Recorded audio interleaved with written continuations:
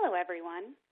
As retail and consumer change accelerates, you need a partner who can help you navigate the new landscape.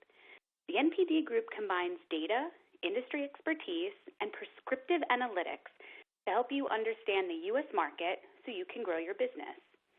We have experience in more than 20 industries with information on e-commerce and brick-and-mortar sales, which are based on point-of-sale data from over 290,000 doors, millions of receipts from brick-and-mortar and e-commerce purchases, and more than 12 million consumer surveys that are conducted each year.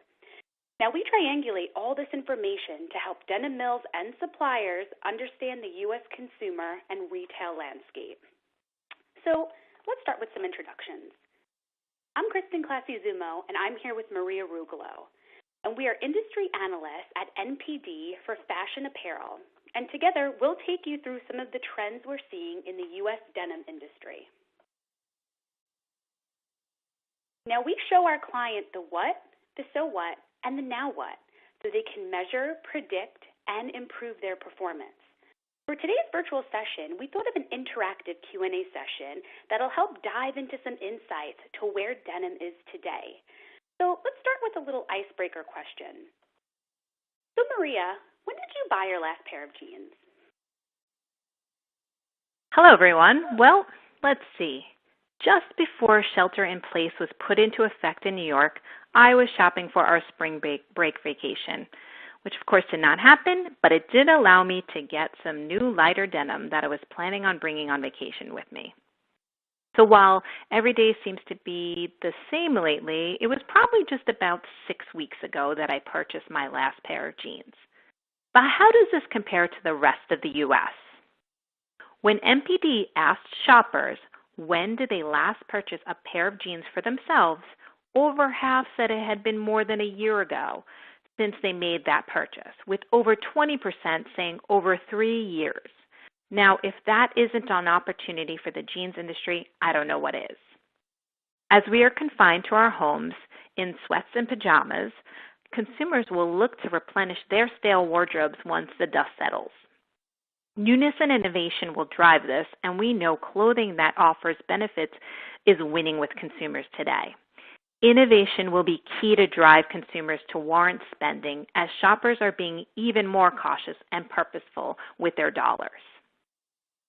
Well, Maria, that really surprises me. I thought consumers would have purchased denim more often. So when you do purchase your denim, where do you tend to buy your jeans? Well, I have to say I'm not channel loyal. In general, I purchase from department to mass stores, all the way to off-price stores when it comes to my denim. And to be honest, with a 4-year-old and an infant, I tend to buy online the most, as that is the most convenient way for me to spend my dollars. Now, with more than 12 million consumer surveys conducted each year, we can see where consumers are shopping. And I am not that different than most females buying jeans today. Now, prior to COVID-19, when we looked at the sales of units for jeans, off-price ranked in the top 4 for both men's and women's and was the only channel that grew for jean sales. Now, fast forward to the situation at hand, and off-price is being challenged as many do not have as sophisticated of an online business, with some shutting down their sites. It'll be interesting to see post-COVID-19 as online represents about 20% of unit sales, which is a bit lower than total apparel at about a quarter. So will this spark more online sales in the future? And what about off-price? Will it be hit harder? Will they invest in online treasure hunting? Or will they recoup some of the sales from excess inventory that is sent to them as the seasons shift? So these are all things we're closely watching today. So now, Maria, when it comes to brands, what are you buying?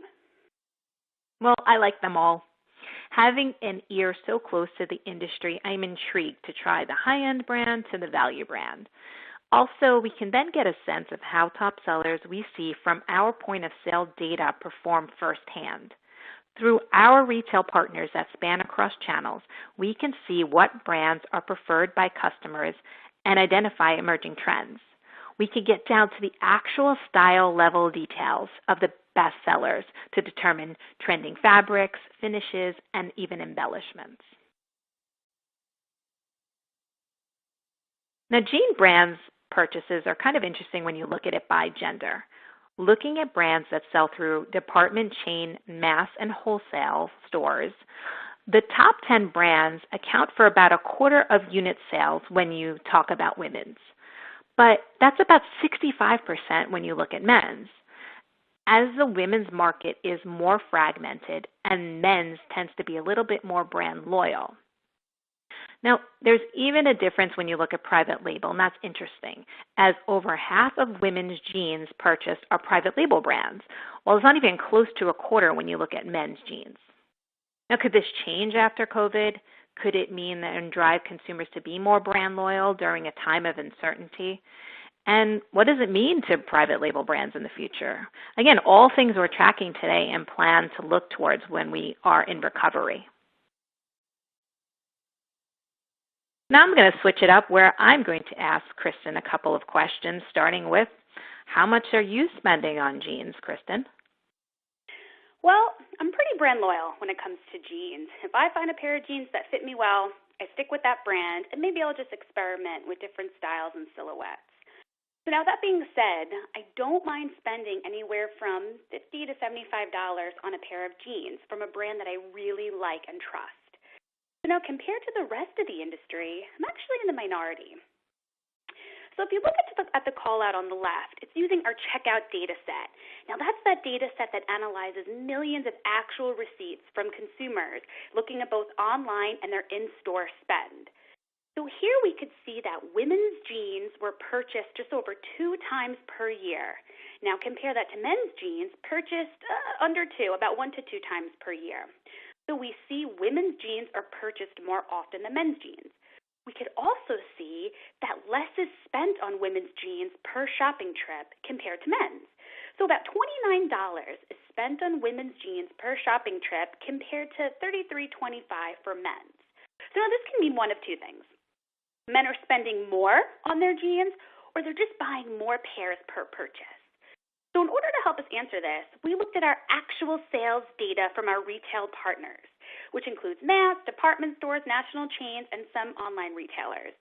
And in this data, we can report the average selling price that consumers paid for jeans. And we got some really interesting insights from that. About 3/4 of women's jeans that were sold this past year were under $25, with 19% being between $25 and $50. Now, when we look at men's jeans, we saw the more units were sold at a higher price. 63% were sold under $25, and about 1/3 of men's jeans were sold between that $25 to $50 price range. And now even looking at higher price points, 5% of men's jeans were bought between $50 and $75, compared to only 3% of women's jeans. Now, this data really showcases the opportunity for higher price points within the men's jeans market. Very interesting. So now that you are spending a little bit more on your jeans, what are you looking for when you're buying them? So, like I said earlier, I am brand loyal, but what really gets my loyalty is comfort. I have a toddler, a young child as well, and I need to be able to move and feel comfortable in my jeans. Comfort is a huge selling point for me. And then we look at what consumers are buying. We saw some common trends, and we've actually labeled them as the 3 Fs.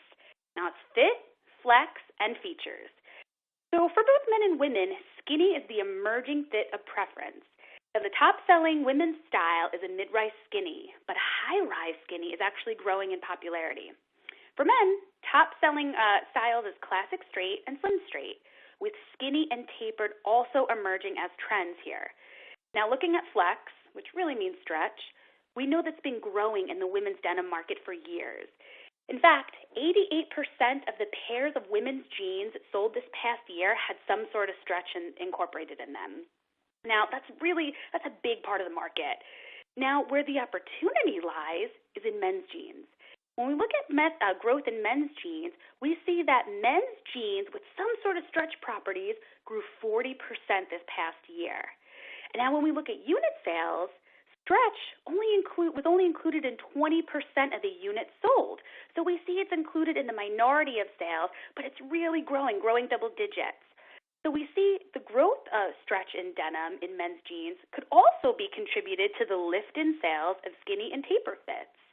These fits definitely incorporate some sort of stretch in the fabric. So now think about it. Is there more of an opportunity here to incorporate stretch and flex benefits into men's denim? We're seeing the growth there. Meanwhile, we know women are looking for special features like slimming, lift, and moisture wicking. Unit sales of women's jeans with these special features has doubled in the past 3 years. And we know that women are looking to their jeans to not only make them look great, but make them feel great while living their busy lives.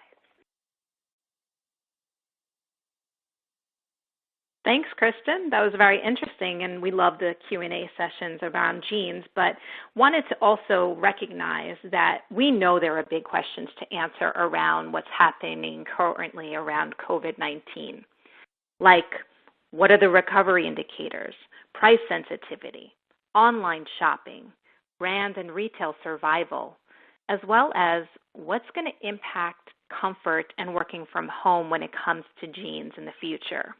And NPD is committed to navigate through these various stages leading into recovery. We are there to help.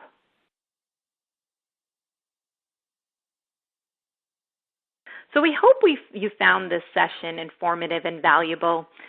The Denim reports that we have designed help address questions around market size, channel performance, brand rank shifts, price distribution, private label versus national brand, fits and styles, item level detail, and top attributes.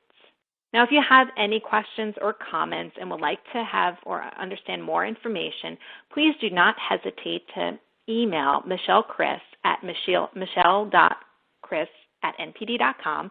She will be glad to hear from you. So thank you for letting us to be part of the Denim community and Kingpins 24.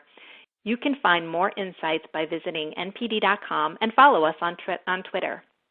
From Kristen and myself, Maria, thank you and be well. Thank you.